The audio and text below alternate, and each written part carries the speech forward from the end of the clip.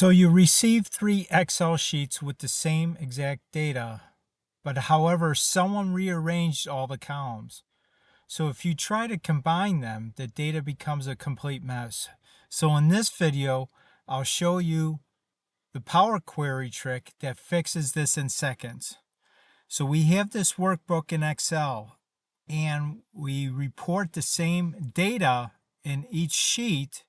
Down below, you have the North region, then South region, and then you have the West region.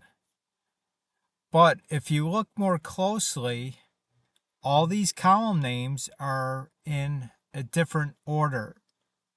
So here the category is in column 1, while in North region, the category is in column C. So I'll show you in this video how you combine all of these sheets data into one Power Query query, and it'll show the columns in the original order of this sheet 1 here. So in other words, once it gets combined, the order of the columns will reflect what's in the first sheet here. So let's now go into Power Query and let's see how we could do this. Okay, now we're in a blank sheet or blank workbook in Excel, and now let's load that data set that you just saw. So we're going to go up to Data, and then Get Data, From File, From Workbook.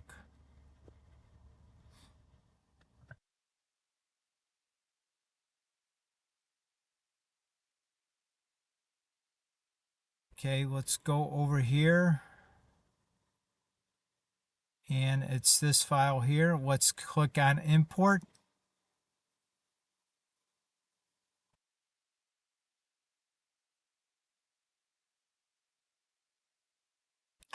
Okay, now we're in the Navigator window of Power Query, and what Power Query does, it detects that all the sheet names within that particular file, which is up here.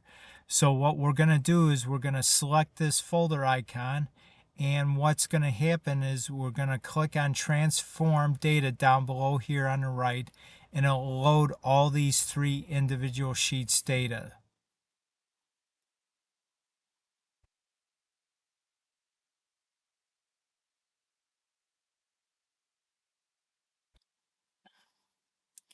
Okay, so what we have here is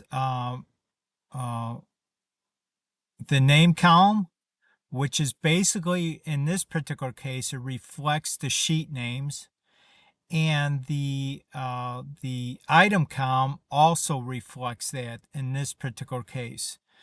So, and then we have a kind. What this refers to is what type of data in this particular workbook do we have? Well, our data exists on sheets.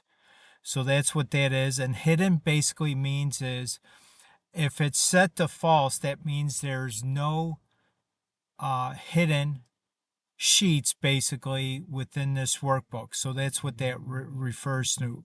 Now, if we click on this table here, the data column, if you look down here below, what it's going to show you is it's going to give a column preset of column 1, column 2, and so forth for the number of columns that exist for each sheet data. And then it has, in this particular case,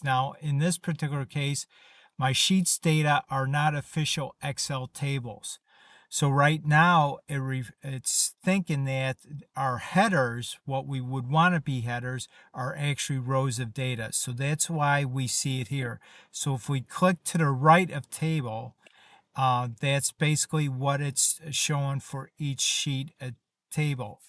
Now I want to show you what happens when we expand this data column, and then we're going to take a step back and do it the correct way. So if we go up here to this data column and click on the expand, and then we're going to use original column name as prefix, we're going to uncheck that and click OK.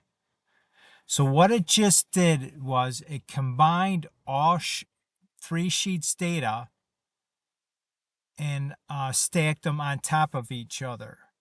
Now, what you could see up here is it's gonna give for the data itself, not the original name column or anything like that. The highlighted green area is the actual data columns that it just imported. And as you can see, it says the column headers is column 1, column 2, column 3, and so on and so forth. Now, if you scroll down below here, if we continue to scroll down, we're still in the north region over here. And if we continue to scroll down until we get to the south region, you could see right here what it did was it, again, since these are not official Excel tables in Excel, it thought our headers was actually rows of data. So now that we have a row of data that looks like they are the headers itself, which is something that we don't want at this time. So our first question is at this point, so why does Power Query misalign the data when we expand the original data column, which is what we did here? So you could see that north region, the first column in that sheet was actually order ID. But if we, again, we scroll down and we look for south region, the first column in that particular sheet was category. So this is one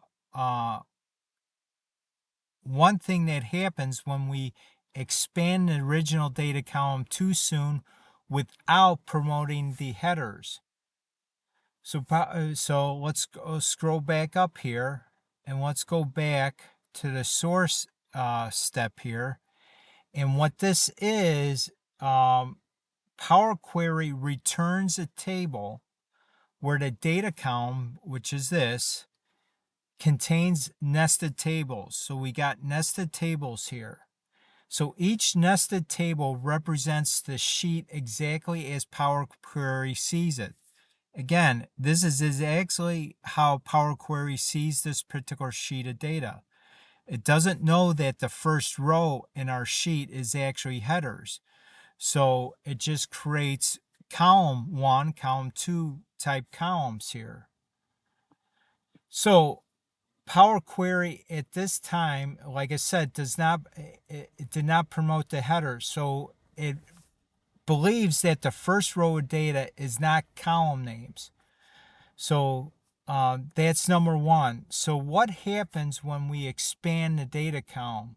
As you can see here, when you expand the data column, Power Query stacks the tables based upon column position, okay? Because the column names are still column 1, column 2, column 3, etc. for each and every one of these sheets. Okay, but because our actual headers are in the first row, those header rows appear as normal data rows, as you can see here. Let's undo that. Okay, let's expand this data column again. So again, those header rows appear as normal data rows, so that's why you see that here. So why preventing header? Now what we're going to do is why promoting headers fixes everything. Power Query transform each nested table before combining them. So in other words, since now the table looks like this internally once we promote the headers. So let's go ahead and let's promote the headers. Let's cross that out. And now let's promote the headers first. In order to do that, let's basically create a custom column. And its formula is it's going to be that where we're going to promote the header. So what we do is we go up to data. Let's go add column and then custom column. and we're just going to call this fixed data column. And the formula that we're going to use is basically, it's going to be called table dot promote headers. Okay, so let's get rid of this first here. Press the N key, and then we're gonna